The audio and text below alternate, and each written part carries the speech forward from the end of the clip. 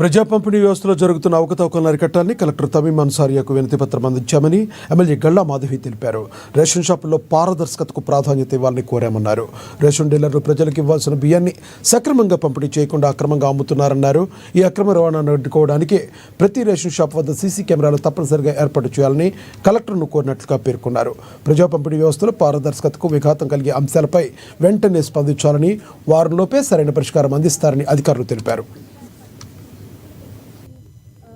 బియ్యాన్ని వాళ్ళు మేము ఇవ్వకుండా ఉండడం, ఇలాగా కేవలం ప్రభుత్వానికి, కూటమి ప్రభుత్వానికి చెడ్డపేరు తేవాలి అన్న ఒక మోటోతో వాళ్ళు చేస్తున్న ఈ ప్రవర్తన మేమందరం కూడా ఈ నియోజకవర్గంలో గమనించడం జరిగింది.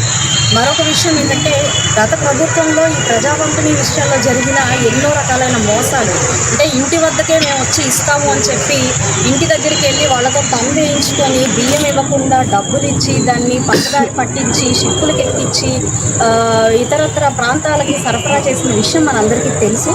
దాన్ని అరికట్టడం కోసం ఒక ఫేర్ షాప్ని, ఎస్టాబ్లిష్డ్ ఫేర్ షాప్ని మళ్ళీ అంటే పూర్వంలాగా, గతంలో లాగా దీన్ని అదే విధంగా ఉండాలి.